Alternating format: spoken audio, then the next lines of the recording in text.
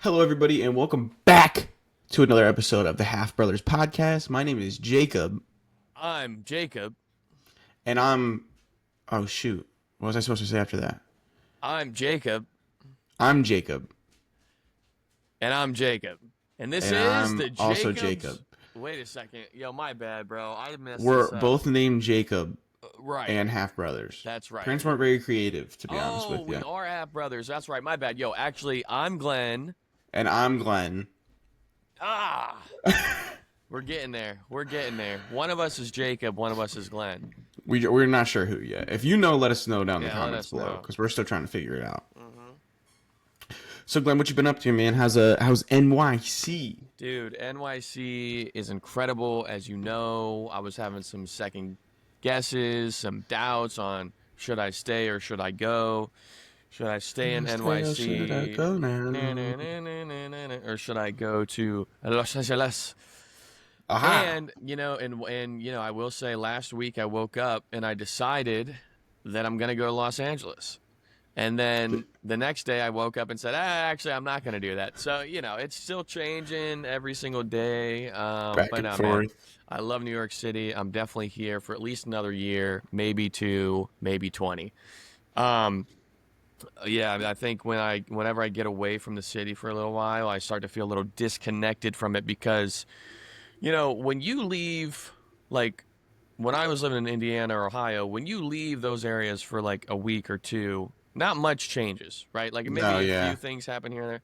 When you leave New York City for 3 days or more, so much happens within those 3 days because this city does not stop and it just is go, doesn't go, stop. go.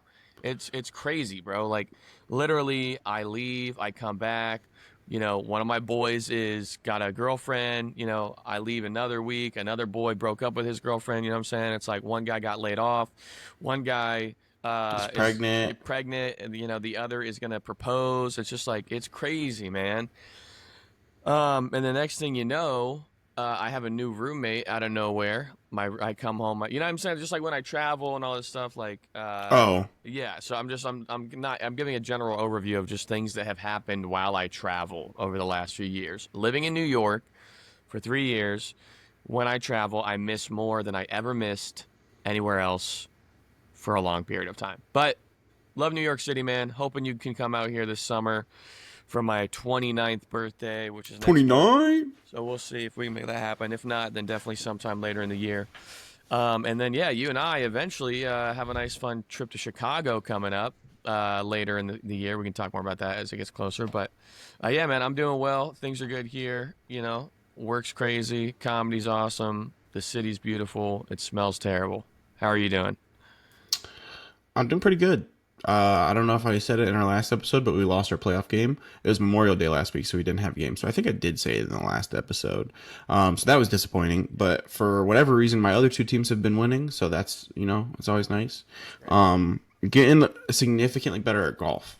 I'll tell you that, man. I do want to hear about this because as we did talk about this a little bit last time, and golf is one of those things where, and you actually sent me the Trevor Wallace video on that. It's so Yeah, true. When you get there, you're like, well, it's gonna be a good day. We'll have some fun, and I'm just gonna try to get gonna try and break 120 or 110. Right? We'll see what yeah. I can do. And then by the 10th, 11th hole, getting close to the second or towards the middle of the second half.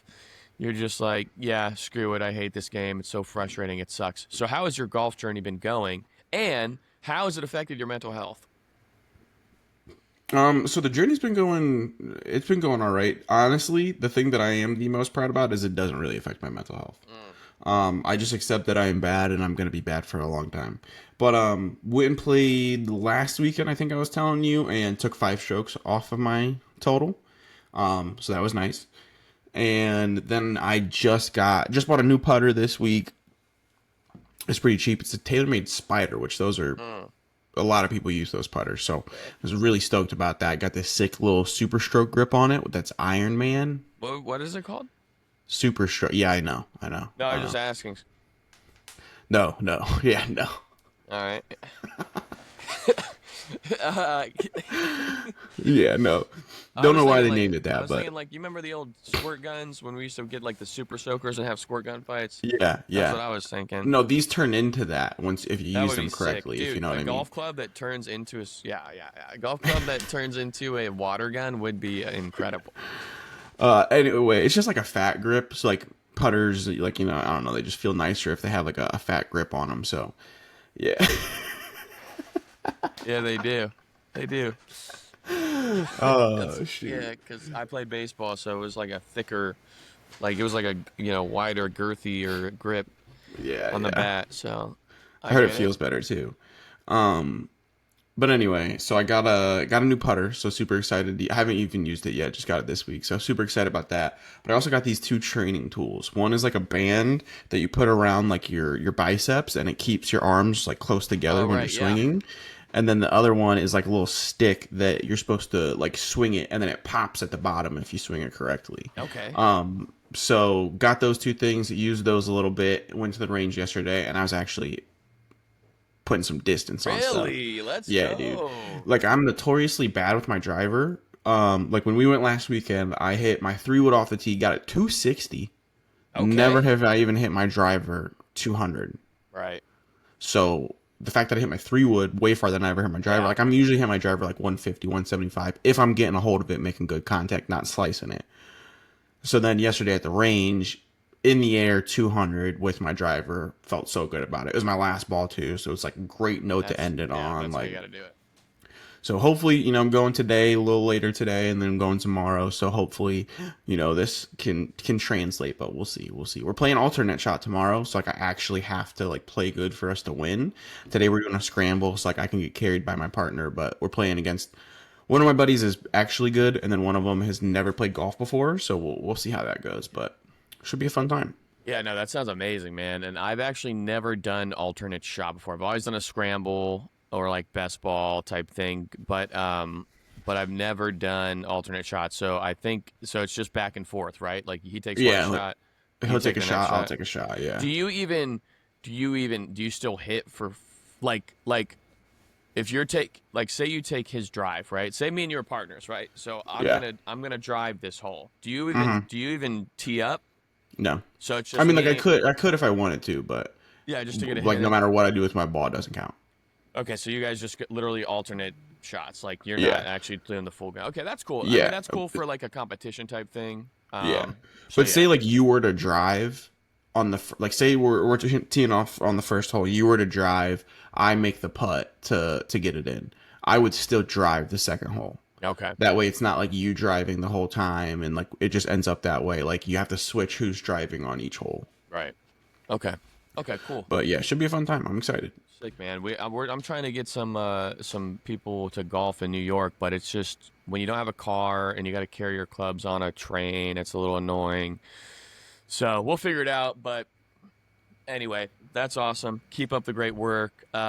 I like the attitude though because golf, like you are way more optimistic about golf than I am. It really frustrates me. I really don't like being as bad at something as I am at golf I because you mean, I want to don't have either. Don't get fun. me wrong, but at the same time, I'm just there to hit like one or two balls good. Yeah. Yep. And I But also like you've been playing a bit longer than me, so like it makes yeah, more but not sense. but you can play more frequently because you live in Ohio. I play like 4 or 5 times a year. You know what I'm saying? Yeah, You've already passed up my annual number. But anyway, keep hitting those balls and keep a good fat grip with your super stroker. Um, now another crazy thing that's happening in New I'll show York you a super that stroker. I just totally Steph Curry. Sorry. Anyway, so the reason that I transitioned to basketball just now is because the Knicks came Yep, back, yep. and it's 3-2 3-2. right now. And now when we release this, the series is either going to be tied at 7 or it's going to be over. Is there a game tonight? There's a game tonight, Saturday, Game 6 in Indiana. What's your pick? Who do you have? And have you followed this series enough? Like, have you watched the games, or have you just I kind of seen haven't the watched the highlights or games, seen? but Okay, I've been watching the highlights. that's okay. What are you feeling like is going to happen tonight? Because I'll say this: some stats for the series is Halliburton going off Yeah. right? Now, but he was a little quiet last game, and that's why they lost. But they were in MSG. To take 2 games at Madison Square Garden is unheard of. It's insane. To take Yeah. 3 games would be even more insane. And that's why I think their work's cut out for them. They have to win tonight because a game 7 in Madison Square Garden, even though that would be so hype and I kind of really want to see it, as a Pacers fan, I have to root for the Pacers to win tonight to get it done. But Real quick. Don't be a poser. You're not a Pacers fan. no. I mean, You I'm saying like in the this. Pacers. Yeah. Sorry, in this series. Yeah, but I also am a Pacers fan because it's the only other team Pacers jersey fan. that I have. I mean, I'm a Cavs fan all the way. I'm like a 350% Cavs fan, right? That's number one. And then Okay. I'm like a 349% LeBron fan, Okay. regardless of where he's at. And then I'm like a 200% Pacer fan because I lived in Indianapolis. I went to more Pacer games than Cavs games only because it was so much more affordable at the time. And, I was in college with my buddies. There wasn't too much to do in Anderson. So on the weekends we would go up to Indianapolis. And for a while there where Paul George was hurt, we were getting Pacer tickets for like $5 a game. Yeah, that's Literally crazy, dude. $5 tickets. So I went to 14 Pacer games my freshman year of college, and I want That's to say insane. probably the same amount like my sophomore year. My junior, senior year, I didn't go to as many. They got better. Paul George was healthy, but then they got rid of him, and then Oladipo came in. They had some good teams with Sabonis, and I started going to more. So I am a Pacers second favorite team fan. I'm Cleveland all day till I die, bro. But I'm just saying, East side till I die. what's that? I said the East Side till I die. That's right. CLE till I die. But That was making. yeah, we should freaking- talk about that too. Actually, that'd be a good Okay. thing to bring up. But yeah. So anyway, I rambled. ADHD moment. How are you feeling about Game 6? What do you think, or what do you want to happen? I'm rooting for the Knicks, man. I'm rooting for the Knicks. I want the Knicks to win. The Knicks are my second favorite team. I want them to win. I want to see them, in the NBA Finals. And I mean, if I was to come out, like, that'd be around the time when the finals would be ending. Yeah, I think so. Yeah, what is the final schedule actually? So, like, if they win, bro, like, City's gonna go crazy. Yeah, and you could also come out sooner.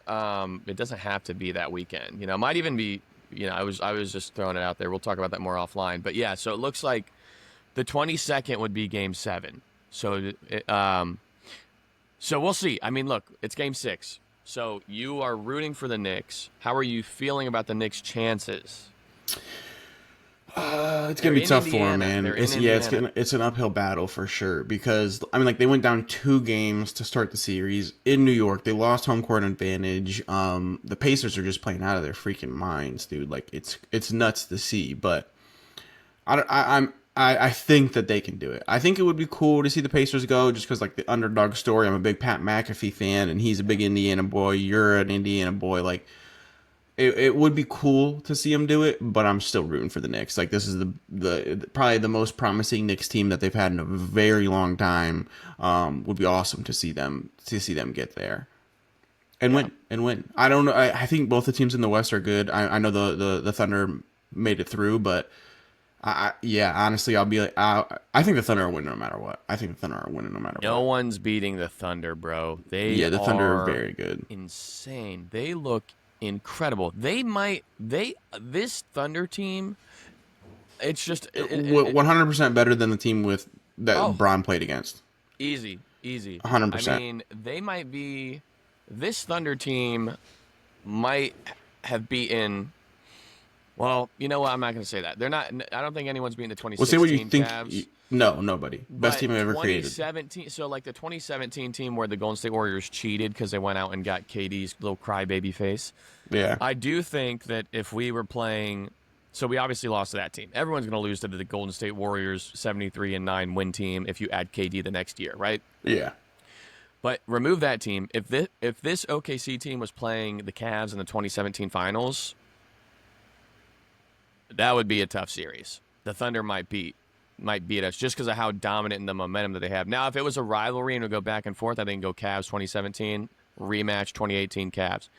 But I'm just saying that's how good this Thunder team is, and they don't they get the respect for sure, like around like NBA fans, but the respect of cities like New York, like being here in New York is why I'm rooting against New York. Because these fans are the most arrogant, entitled, cocky, self-absorbed, selfish, cocky, arrogant, out of touch, tone deaf, freaking entitled, spoiled brats that I've ever seen in my life. Okay? I mean, And you that gotta give them a little grace, though, and man. that Like, was New a York teams censored have been version. bad for so long. Like, the last championship they had was the Giants, and the Giants weren't supposed to have even gone to that Oh, Super Bowl. oh, Like, I'm that was so when they beat us sorry. when we were 15-1. Like, Dude, the I'm so Yankees haven't been sorry. good in forever. The I'm Knicks sorry that haven't been good since we've been alive. Eli Manning beat Tom Brady twice in the Super Bowl. I don't want to hear it. I'm a Browns fan. All right. That's When true. I don't want to hear, oh, you got to give him grace. It's been tough. I'm a Cleveland Browns fan, dang it.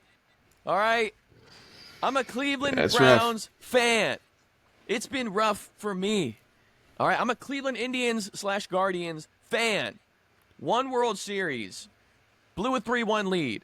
If it wasn't for LeBron James, I would be 500 pounds in a nursing home at the age of 28 because I would have nothing to push me forward and give me hope in life because all my hopes and dreams were broken. If So you're saying LeBron, that that championship is like the thing that gives you hope in life?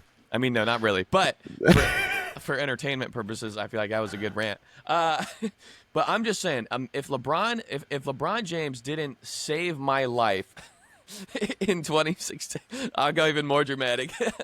If LeBron James didn't save the city of Cleveland from Lex Luthor and the Golden State Warriors and the Joker in 2016, now he's Superman and Batman, then I really just think that like male depression or just female and male depression in Northeast Ohio would be way up. Now we at least have that moment where, like, as soon as we get our heart broken, we can go back home and we can watch highlights of the 2016 finals. You know what I mean?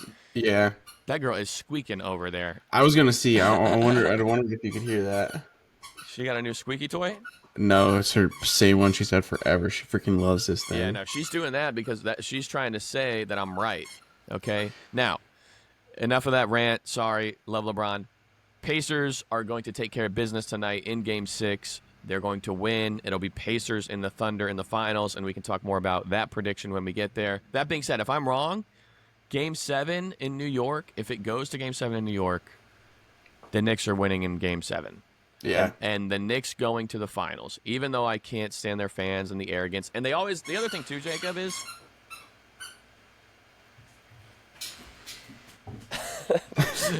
it's great. I feel like we're in a live studio audience and we're getting a heckler right now. It's actually insane. Yeah, No, honestly. but the thing is, being in New York, wearing my Cleveland gear as proudly as I do, these people give me crap for it, right? It's out of love. It's not like no one's ever actually being like hateful, but it's just this cocky arrogance, like, and it really irritates me. So that's why I like to see them fail miserably. Like when the Yankees lost the World Series, it was so satisfying to me because they had just beat my team and talked so much crap about my team, right? Yeah, fair. Now, the Mets, I love the Mets, and I'll root for the New York sports fans that have actually had it tough, like Mets fans, right? They've actually had it tough. New York Jets fans have actually had it tough. You know what I mean? But like compared to Yankees fans and Knicks fans and New York Ranger fans and Bro, Giants but Knicks fans have fans, actually had it tough too. yeah, but not in Like the, I'm a not, secondary Knicks fan. They've never been good. Never. well, not in our our- lifetime. In our they've never been lifetime, good. in our lifetime, they still got to have the team with, they still got to have the Carmelo Anthony team and Marcelo. That team should have done better for sure. But I'm saying, So then like, I can relate to that as a Packers fan. Like we had Aaron Rodgers for so long. Like we were good, quote unquote, but I never had like real belief. I had hope that we could go to the Super Bowl and win the won a Super Bowl, Super but I never had. We won one. We won one within like his second or third year as a starter. Browns never fan. went back, bro. Never went back. I get it. I get it. You've never been like you haven't been to a Super Bowl. Like it sucks. haven't even Hey, been to Kez, an can we like AFC knock it off, man? yeah, because she's a Browns fan and she's saying that's BS. No, is coming absolutely out of your not. mouth. She's a Packers fan. But anyway, I can understand like having a good team and being like, oh, okay, we're good. Like we can win regular season games. We're not getting blown out all the time. Like we don't think we're gonna lose all the time. But not really believing that you can actually win the title, dude. Yeah. We're going to take a break and chat with our sponsors. This next moment brought to you by Yeah, but Anger then not Management. believing that you can actually win a title. Like, I can relate to that. And that's how that Melo team was. Like, sure, they had Melo, they had all these good players, but I don't think anybody really believed they could win a title. They just didn't have enough to actually get it done. So, like, and that's almost what's even more heartbreaking than losing all the time. It's like you have this glimpse of hope that is like real, like, okay, we have a team, we have a roster, we're winning games, like we're showing that we have that capability, but you know that when it comes down to it, when it really matters, like you don't have that. You don't have that bit that you need. And Pacer fans had to deal with the same thing at the same time because they had the Paul George team, right? And here's the real Yeah, issue no, you're right. Yeah. with both those teams. You know why they didn't have that hope? Because they had to Paul deal George with is overrated. LeBron James. Well, yeah, I mean, yeah, that for sure. But they had to go through LeBron James to get there. And Yeah. there's no hope to get through LeBron James in the East from the years 2010 to 2018. Yeah, no. It wasn't possible. You know what I mean? Like when he was playing with the Cleveland Cavaliers before he went to Miami, and he was playing with the local YMCA group from the Akron YMCA, right? Then like yeah, they're like, oh, it's LeBron James, yeah, but he's playing with the janitor and a cashier and the guy that just washed my car, Delonte West, who is apparently like his mom's Doing his mom. dealer at the time. But it's just like, yeah, man. So like I think that you're right. I think the Pacers and the Knicks probably would have a rivalry if LeBron James didn't exist from 2010 to 2014. The Pacers and the Knicks The might have had Knicks. a rivalry because like that Melo team and Stoudemire and Billups team was good enough to be going up against the Pacers Paul George team, Grant Hill, and the other people that they had in like the Eastern Conference Finals. Because the Pacers had a good team, the Knicks had a Yeah. good team, they couldn't get past LeBron.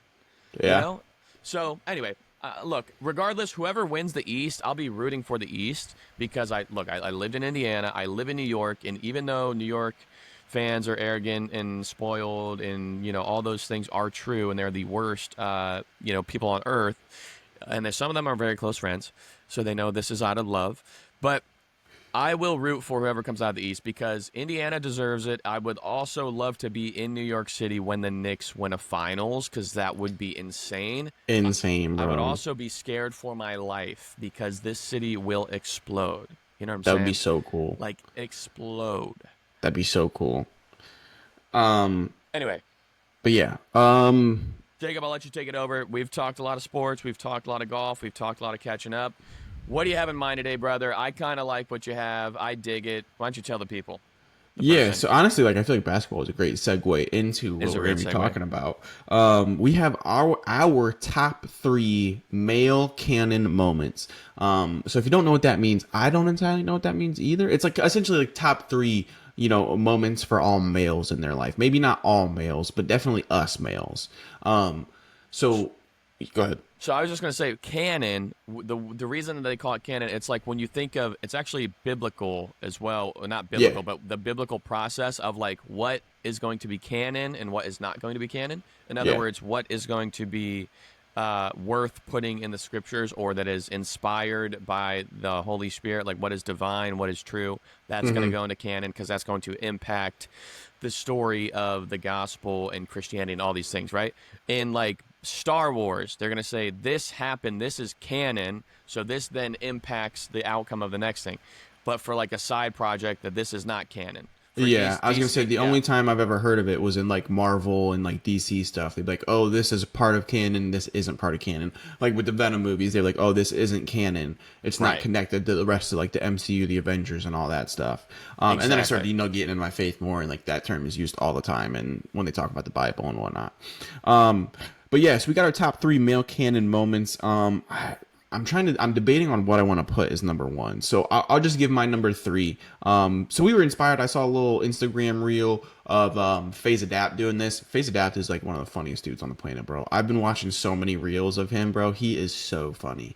But anyway, so I saw a reel of that, sent it to Glenn. I was like, hey, this would be kind of cool for us to do on the podcast. So my number three, honestly, all three of mine were inspired by his list because he had a lot of good ones on there. But my number three is going to be the last day of high school. Just an incredible day. Like senior year, I had a ton of fun senior year.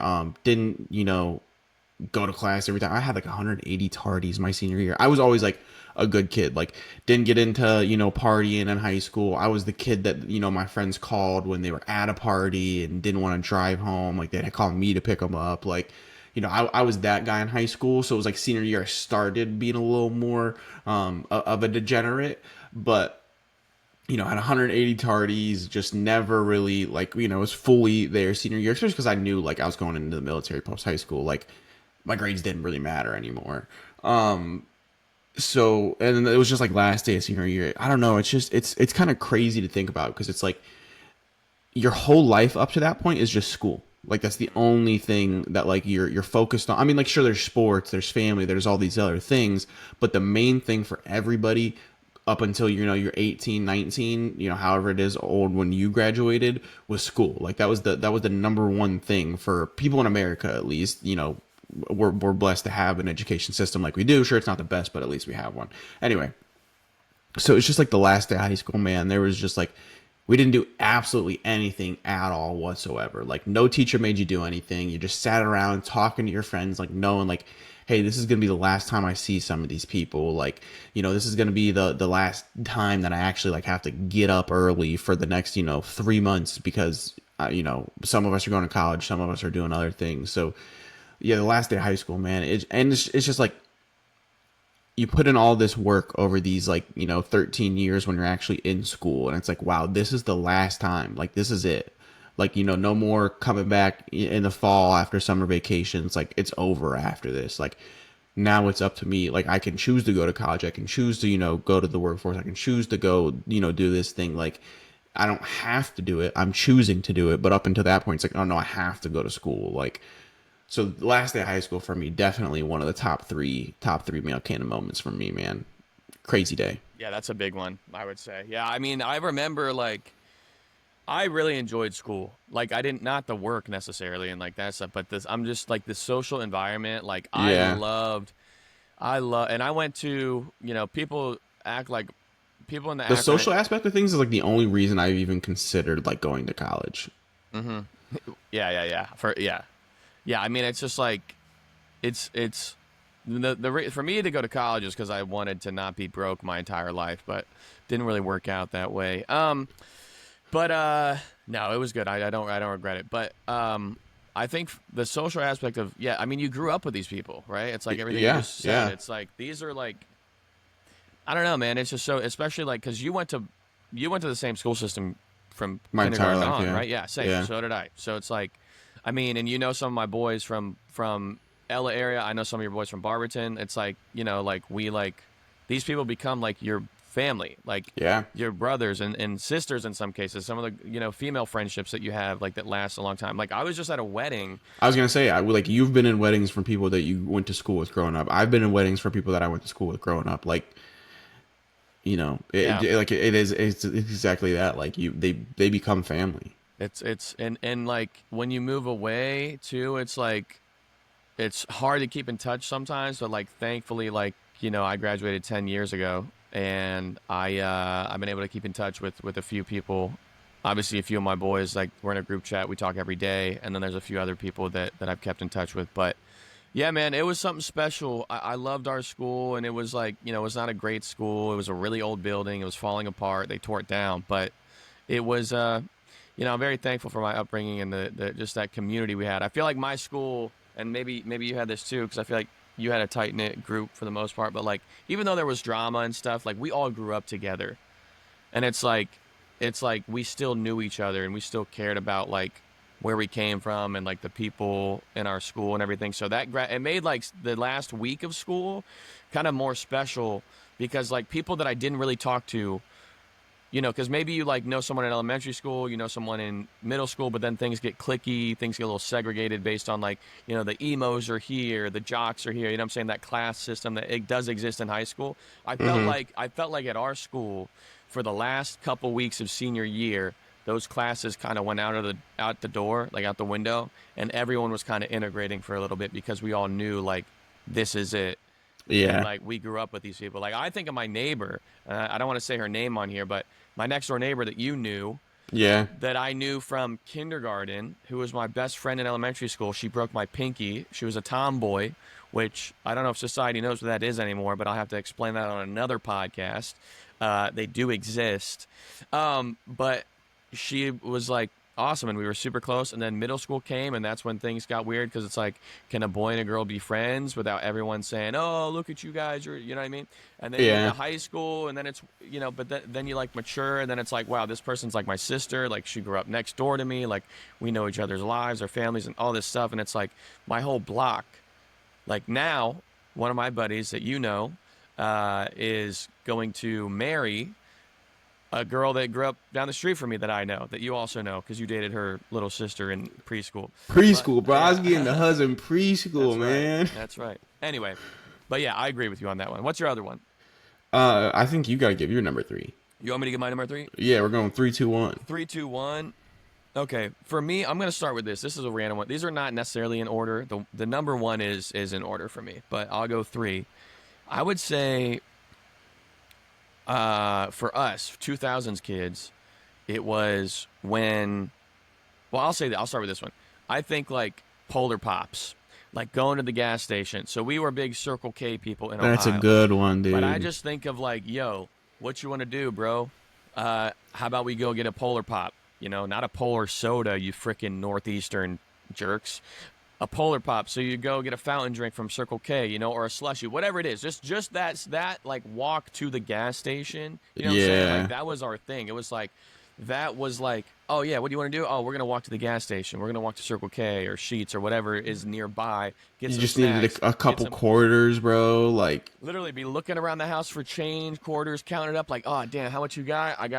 I have 20 pennies and 13 dimes. Let's go, you know? bro, it's crazy to think like it's like McChickens are $3 now. No. Yeah, bro. Polar Pops are still under $1. Yeah, that's what's up. Shout Like you out to still have to pay Circle less than K. $1. Bro, I remember the first time I ever got a Polar Pop, bro. That thing was 63 cents, bro. 63 cents Yeah, for a that's right. It 32 was ounce 59 pop, cents. It bro. was 59 cents at one point. Well, no, so it was 59 cents, but then with tax it went up Oh to yeah. 63. And then it was 73 cents for like most of my life, and now it's like 89, but still under $1. Still under $1 for a Polar Pop, like. But yeah, no, that's definitely on, should be on the list. Like, just all the walks to the gas station. Like, you know, we're playing basketball and like we're dead tired, like thirsty as heck. Like, let's go get some Polar Pops. Like, even though it's like probably like a mile walk there and back, like, you know, we don't even care. Like, we're gonna go get our Polar That's Pops. why I Like, love New York though, bro, because it's literally every corner has a it's just corner store, downstairs. a bodega, you know what I'm saying? Like that's what's so nice cuz those shops do feel like they don't have, they have gas stations here but not as much, but it's like that is the gas station here. You know? Actually, now you say that, I don't remember seeing like an actual gas station in the city. Yeah, there's not a lot. I mean, there's some in Brooklyn, but like there's Like not a in Manhattan, do they even have gas stations? there's Like, can you like get gas? yeah, there's like 3 gas stations in lower Manhattan and then uptown there's more and then there's plenty in Brooklyn. Okay. But yeah, they're not as yeah, they're not as common. Gotcha. Okay. But yeah, no, Yeah. that's a good one. That's a good one. Yeah, bro. Also, the last thing I'll say is I don't know when we would hang out in Kenmore over at Moochie's though. He lived Hmm. right next door to the Circle K. Right next door, bro. Yeah, and so I remember they taught me how to steal stuff at that Circle K, and I was very bad at it. I remember I got caught I was gonna twice. say I never got caught. I got caught because I got greedy and I tried to get like the big sour gummy worms and put them in my pocket. But it was funny is I was like, I'm gonna play it cool. I'm gonna pay for the Polar Pop, but I'm gonna sneak this in the pocket because I had those big baggy. You know, we used to I wear mean, yeah, baggy you can't cargo go in shorts. and walk out with nothing. Like, Exactly. So I'd walk up. I'm like, here's the money for Polar Pop. And she's like, you gonna pay for what's in your pocket as well? And I was just like, oh no, no, no. Here you go. And then I like gave it to her, and then we just stood there. My buddies just laughed at me, and I was like. I didn't know what to do. I was like, I can't run. I come here. you got to too be quick, often. bro. You got to be in and out, bro. You can't be in there too Yeah, long. They know. they do know, yeah. And then you're looking, yeah. But then, like, I started putting airheads in my hat. Anyway, the Lord's forgiven me, but Yeah. that's my Don't steal. three. Don't steal, kids. Don't steal, kids. Go ahead, Jacob. Number 2 for me. I think you can relate to this one. I hope this one's on your list. We'll find out.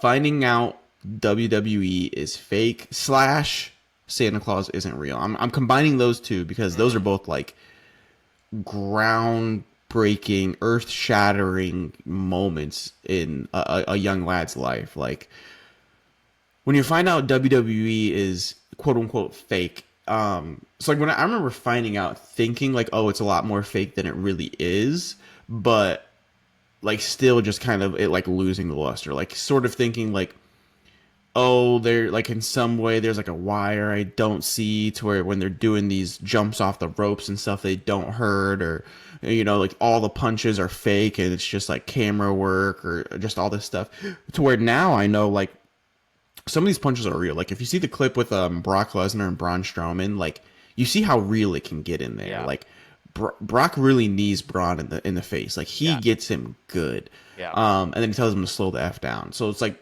there's a lot of moments that are really real, and a lot of people say like, hey, when you get in there with Brock, like you're gonna get messed up, like you're gonna get banged up a little bit. Like a lot of that stuff is real, and that was a big reason why people didn't like Goldberg, was because he didn't slow down enough, like he didn't work his punches enough, like he wasn't selling enough. Like they said, like, and Goldberg's thing was like, I want this to look real, I don't want it to just look real, I want it to be real. So like wrestling is real, but it's scripted. I think that's what I've found out in adulthood, is like everything's planned, everything's scripted, they know what's going to happen. Unless you're Bret Hart against Shawn Michaels in that one match, then you don't know what's going to happen. But yeah, so that was an earth shattering moment for me, was like, because you always heard the rumors, but you're like, nah, it's not fake, it's not fake. And then it's like one day you see a bad punch and you're like, wait, what is it? Yeah. Yeah, I think for me, man, it's like I was like definitely WWE finding out it's fake, because like I was like, wait, what do you mean it's fake? And then but here's the thing, when I was little I was like, oh, it's fake, nothing hurts, everything's fine. Yeah, You know? yeah, Now I'm like, now I understand, yes, it's scripted, the drama is fake for the most part. Sometimes some realism creeps in there. Like when yeah, you look at the Matt Hardy in was it Edge or whatever, with yeah. Lita, the Matt Hardy story with Lita and everything, like there was That was some real. real drama there. I mean, there's some real beef between Cena and The Rock. Like that's what Yeah, makes it cool though, because like him calling him out for the lines on his the wrist. lines on his wrist was crazy. Like Rock didn't know that was coming and everything. So like it's kind of cool. It's like, yes, it's scripted, or even like lately with Charlotte Flair and Tiffy. Tiff, I yeah. feel like that's been getting a little real. But that being said, the script, yeah, it's scripted. It's all that stuff. And when it's done well, though, it's still very powerful. It's like a male soap opera. But then what I did learn is that, like, the moves, obviously the punching's fake. Like, they're not really, doing things like that. But, yeah, dude, I mean, now that I'm, like, an adult and I'm rewatching things, I'm like, oh, yeah, it's not real, as in it's not reality television in the way that you would think of, like, UFC or The Ultimate Fighter or something. But, dude, you're telling, when Mick Foley gets thrown off Falls of through the a center of the freaking 20-foot cage, like, dude, after he just threw okay, in that same match he gets thrown off of the 30 foot cage, or however high they are up, throws him onto the announcer table, right? And then he climbs back up to the cage and goes through the middle of it and lands in the ring. Bro, that, you're telling me, it's fine, it's not a freaking bounce house, you know what I mean? So yeah, that's why I'm like more impressed. And now when I watch some of these people and the acrobatics and everything they're doing, I'm like, ooh, yeah, it's very dangerous. yeah, It's very dangerous. yeah. But Or you watch because like the CM Punk Drew McIntyre Hell in a Cell match last year, oh, like, dude, where there insane. were so many moments in that where it's like, sure, it's scripted and like they have a lot of this stuff planned out, but like that stuff hurts, bro. Yeah, Like that stuff would hurt. yeah, it's insane, bro.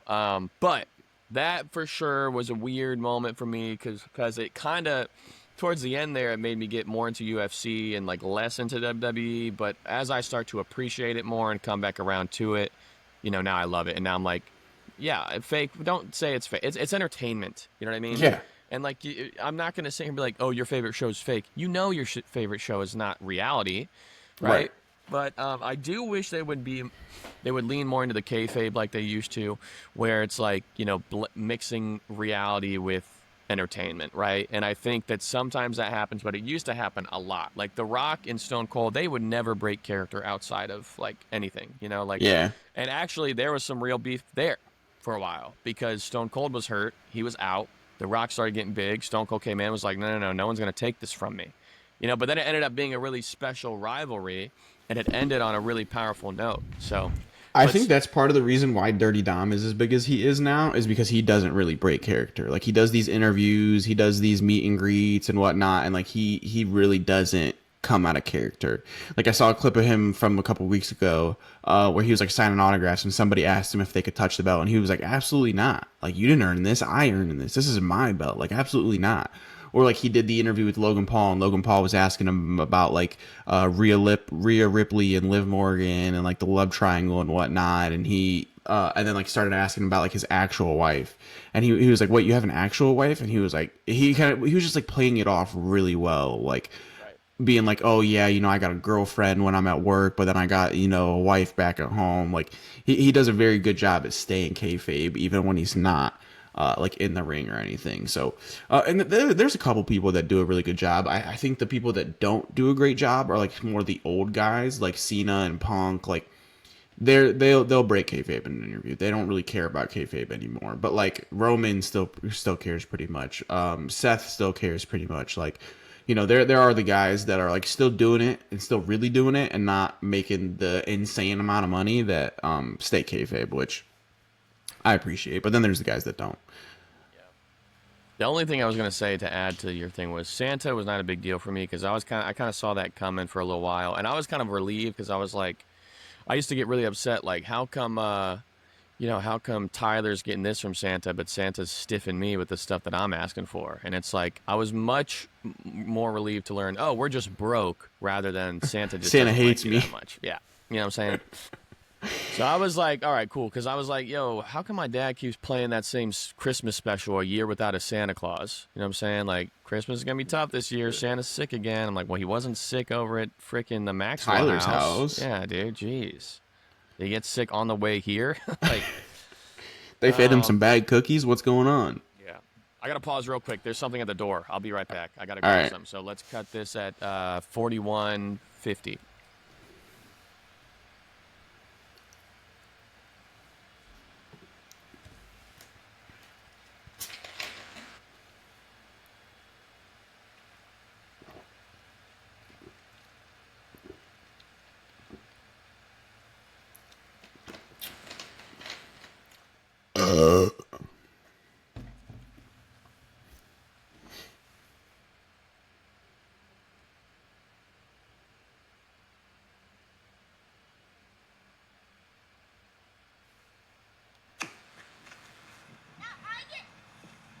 Dad.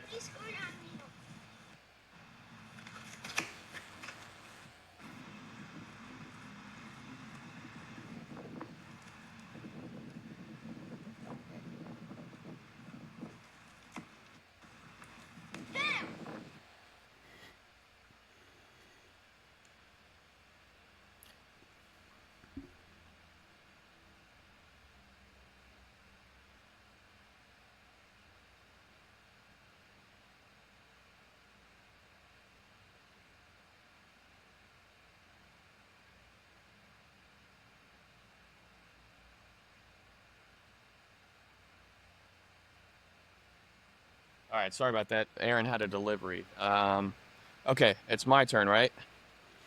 Yes. Okay, Hold we'll on. pick up. Let me know when you're ready. All right. All right, so my number two.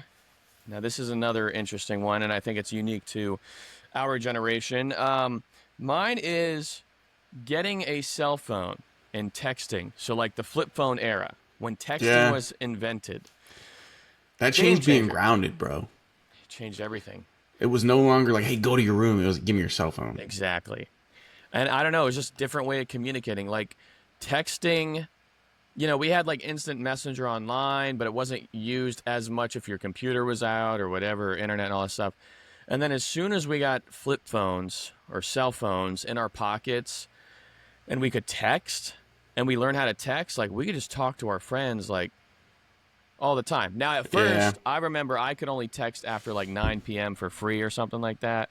Or maybe it was like it evolved over time where I could only call people after 9 p.m. for free, or like you had certain minutes and a certain amount of text messages and things like that. But it was something else, man. Well, we were here for the beginning of texting. Yeah, dude.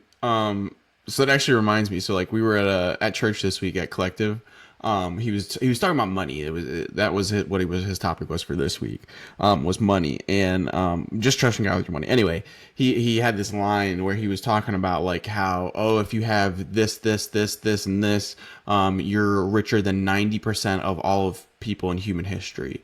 And then he was like, if you add this and this to that, like you're in the top 1% of richest people in human history. Because like last week was about entitlement, so he's kind of building on that a little bit, but then going into money. And he was like, and don't think I'm making this up. If you don't believe me, pull out your $1,200 supercomputer out of your pocket and look it up.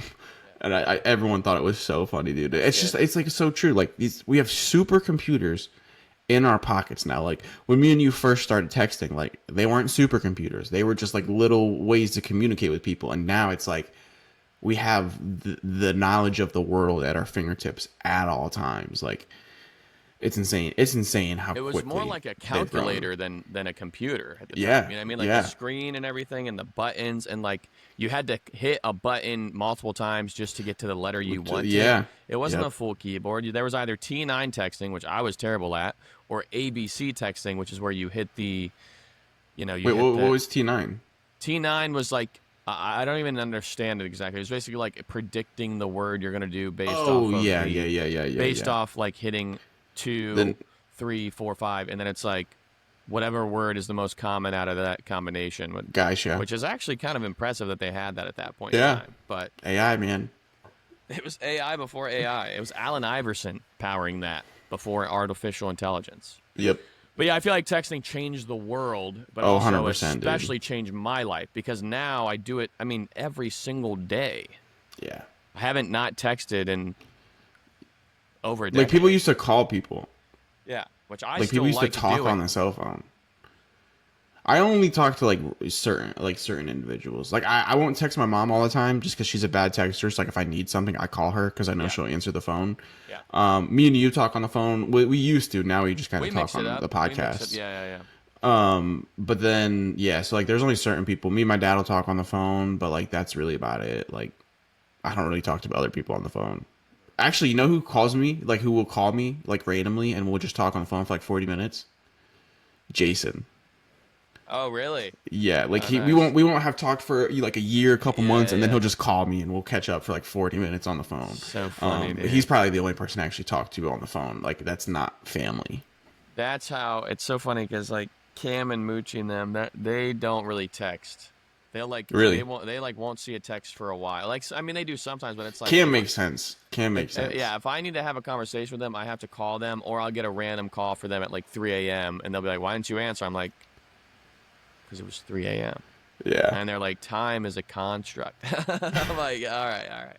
I'll text Cam on Monday about, hey yo, we going to church this week. He'll text me back Sunday morning, like, yeah, I'll be Exactly. there. Exactly. Yeah, yeah.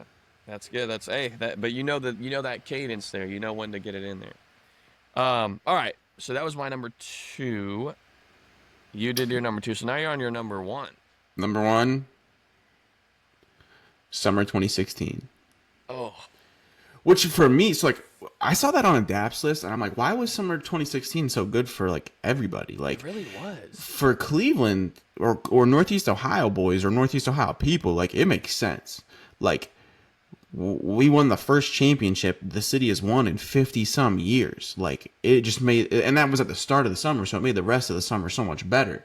But like, why was it so good for everybody else? Like, what happened? Because like the Cavs won the finals. I understand like a lot of people were excited for that to happen. Like nobody was rooting for the Warriors, the 3-1 lead thing. Like it was super hype. But like for Northeast Ohio, like it makes sense for that to be up there. And another reason like that's up there for me is because that was my last summer, like being in school. So it was like that was the summer from my junior year going to my senior year. So that was the last real summer that we had. Yeah. So like for me, it made a lot of sense for that one to be on the list. There was just so many good moments. Like I did so much that summer. That was like when I started being a degenerate. Was that summer? So like I started drinking. Started partaking in some other things I shouldn't have been. But just hanging out with the boys all the time. Like that was when like everybody could drive. Like it wasn't like a handful of people had their license because they were 16. Everybody could drive. Parents understood like, hey, they're getting older, let them do whatever they want. Like we went to Cedar Point a couple times. The Mm. Cavs won the finals. Like Just so many awesome memories from summer 2016. So I just asked ChatGPT. I said, "Why was summer 2016 so special, apart from being a Cleveland sports fan?" And this is actually, I'll give you a list it just gave me real quick. So it says 2016 was a moment that felt like a cultural reset. For if you were a teen or in your early 20s, it was almost mythical. Here's why it was so special and why people still romanticize it. Listen to this music, bro. Here's the soundtrack of summer 2016. Drake came out with One Dance, Controlla, and Too Good. Dude, I'm getting chills, bro. Rihanna came out with Work. Chance the Rapper came out with Coloring Book. Designer came out with Panda. Panda, Panda, Panda. DJ Khaled for Free. Kanye West, The Life of Pablo. Sia, Cheap Oh, Thrills. And then Calvin Harris and Rihanna, This Is What Jesus. You Came For. Oh, Can look you at see that. this? Look at that. Literally got goosebumps. Goosebumps, dude. The Rock. Dude, yeah. I feel like he's got to be able to do that on command, bro. Yeah, I mean, like, yeah, yeah. That or it's just really cold in those arenas, I think. All right. Anyway, so like we had some fire music. What else happened? Okay, Other so than if you're not a Cleveland sports fan. right, it says Snapchat was at its peak, right? That was a big Snapchat summer. I do remember this. Everyone had the dog filters. The face swaps came out. Ah, The purple, blue story streaks. Ooh, there was no TikTok yet. Just it says just raw, funny, unfiltered stories with bad caption and codec filters. I remember that. Group chats were becoming more alive with memes and mm-hmm. screenshots and gossip. Okay. There was the Pokemon thing. Yeah. Wait, that wasn't Pokemon that took. summer. It says for a few weeks the entire world went outside. Kids, teens, and grown adults went out No, that yelling. was that summer because we could drive. It was Yeah, that summer because it I was was that working at summer. Live Nation and I had to deal Yep. with people coming in our venue Yep. like at night that were trying to like Catch get Pokemon. that. And then this one, oh, Vine was still alive. Yeah, Vine was huge. Iconic lines like "I am the Sand Guardian, Guardian of the Sand." What are those? And "You almost made me drop my croissant." You almost made me drop my croissant. It says it was the last innocent summer for millennials in early Gen Z. Last summer before college, or before Yep. college got real, before bills piled up. That's true. Before the political tension, nowhere near the pandemic or adult life really kicking in. 2016 was an election year, but the summer came right before the storm. Yeah, it was kind of right before the whole Trump versus Hillary thing, and everyone got more divided than a long time. People were still outside having fun. Yeah, man, I guess. And then in summary, it says if you were young then, high schoolers were living their best lives with no responsibilities, right? College students were in peak party mode. Everyone was outside, windows down, aux cord in, just trying to soak up life. In short, 2016 felt like the last time the whole internet, music scene, and real life all linked up and said, let's have a good time. Dang. ChatGPT just kind of crushed that. I'm Yeah, not going dude. to lie, bro. ChatGPT is great, bro. So I've been using ChatGPT at work. I'll type up some Oh, you have emails, to. Same. and then I'll just plug it in ChatGPT. It'll spice it up a little bit. Hit Yeah. send. Boom. You Good to go. gotta. People just need to. ChatGPT is a good thing that people should use and don't get fall behind. You know what I'm saying? Like use it, or you're gonna fall behind. You gotta use it Yeah. for your benefit, right? It's different than in high school. It's not plagiarism anymore, right? It's like in high school it's plagiarism, but in the work field, at least if you're sending emails and stuff, it's gonna help you. It's Yeah. gonna be better, right? You're not writing papers to cheat. But that being said, 2016, wow, special summer. Yeah, that's kind of canon. That's really canon. And you know what? We should actually end on that one. I'll give my one, but I don't want to linger on it too long because yours is so much more positive. So let me just give a quick one that was number one canon for me. It was like an Anakin Skywalker moment in a way, you know, like kind of like turning to the dark side. Like Okay. the first time my heart was truly broken in July of 2010 when I was watching LeBron James Oh. on TV for a special called The Decision, and he said, Yeah. this fall, and this is very tough, this fall I'm going to take my talents to South Beach and join forces with the Miami Heat. And as a heartbroken 14-year-old boy getting ready to go to high school, I cried tears, actual tears of sadness and anger and frustration because my hero had let me down. Which makes the story of 2016 so much greater because he came Yeah. back and he Won a said, championship for the city of unchampioned people. Like it's just Unchampioned people. That's right. There was a yeah. drought for 52 years. So like, oh man, dude, I remember trying to go to the parade. You went to the parade. We went to the parade. I Yeah. remember trying to go to the parade, and for nobody believed me that we needed to get there at 2 in the morning so that we Told could me that. actually get Yeah. there. Well, I So got there at we tried to 5. get there at like 8 a.m. and it started at like 10, and we couldn't even get into the city because the traffic was so bad. We tried to get a train, couldn't get a train into the city. Like there was just no possible chance. So then we finally gave up, went to the Wing Warehouse and watched it on TV. I wanted to be there so bad. So I was so upset that we didn't get to go. But yeah, it just If it like makes you that feel any parade. better, Seeing that parade was just insane. And Stipe was the heavyweight champion at the time. He's a Cleveland guy. So like he was in the parade. The Cavs were in the parade. Like oh man, dude. dude, Like MGK sang "Till I Die." So the parade went 8 hours long. It was only supposed to be a few hours, but it was so packed, and they were so unprepared for it because we yeah, never had one. We haven't had a parade since 1964 in Cleveland. right. And it was different back then. It was easier back then. But like, dude, they had like 1.5 million people coming from not just the inner city and the urban area of Cleveland, but the suburban areas and the metropolitan area. Like everyone coming from Akron, Canton, Barberton. You know what I'm saying? Like All the Lakewood, surrounding like lake cities. Bellevue. Yeah. Yeah, all Yep. these places. Mentor, Medina, Macedonia. Like all these places, they're coming in, and it's just like it was a party. Now we got there at like 6 a.m. I think or something, 5 a.m. and we stood. I will say like it was cool and I'm glad I was there, but like we stood there for so long to where like I wish I would have kind of just like maybe just like came a little later, went and saw in like a corner somewhere, and then like bounced for a little bit. But it was still pretty cool. I got my phone died though, unfortunately, and we were behind the main stage at the end. So when the team came out with the trophy, I got to see it really close in front of me, but my freaking phone was dead as I'm recording Mo Williams walking out, and then Amon Shumpert with him. LeBron's come with the trophy, phone dies.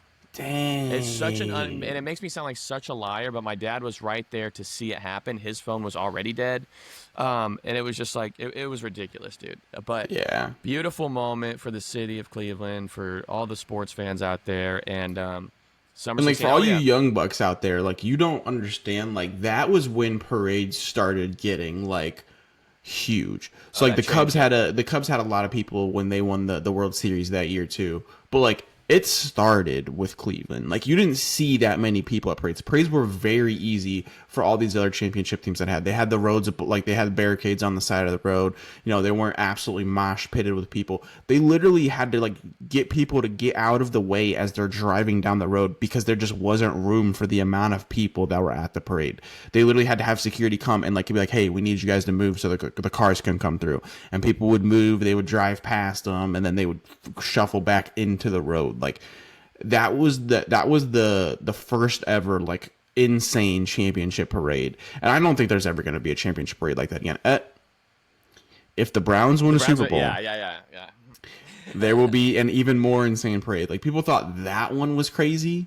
The Browns Super Bowl will be even more crazy. I'm not even a Browns fan, and You're I gonna will go to that parade. Yeah, you're coming. You're coming with me to that parade, dude. That's I've gonna been be to so many Browns games. Actually, speaking of Browns games, the Browns play the Cleveland. I mean, the Cleveland Guardians play the Green Bay Packers in September. Bro, you want to in Cleveland. Yeah, no, like in September. You want to come early? I think it's like around when we're supposed to go to Chicago. Oh, we're gonna go to that game. We'll talk offline. But if Daddy gets a good commission check this summer, we're gonna go to that game. Or Daddy's gonna get laid off. I'll let you know. I'm Daddy, by the way. I'm calling myself Daddy on the podcast. Kind of weird, but okay. Very weird, very creepy, very sus. Pause. Where are we going? I can't To remember. Chicago? We'll have to talk. We'll have to talk on offline. I cannot remember the dates there. Because they play the Packers on the 21st. 2 days before my birthday. Like I literally have to go. I literally have to go. We will figure this out. So here's the last thing I'll say about that parade.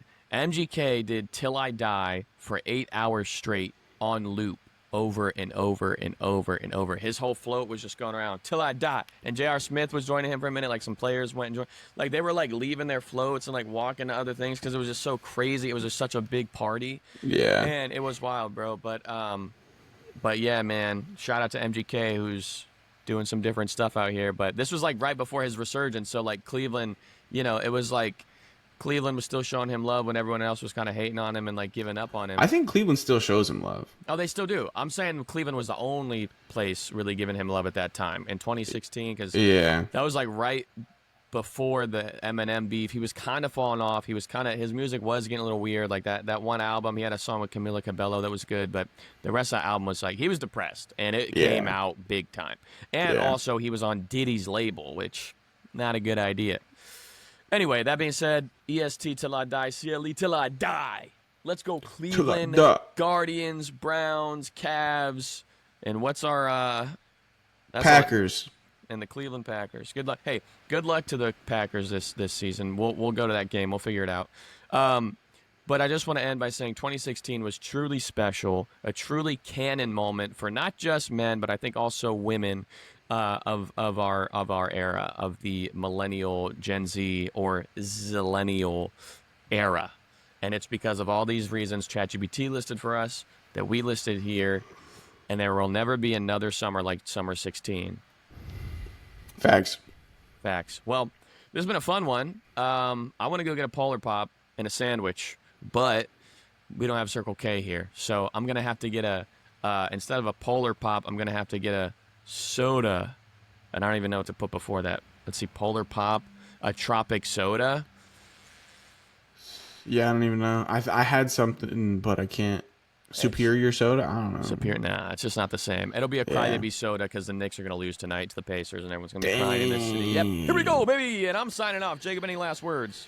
Nope. Thank you guys for watching. Let us know what you think of today's episode down below. Be sure to hit that subscribe button while you're here, and we'll catch you next week. This has been the Half Roach Podcast. That's right. Thank you. Have a nice day, and keep smiling.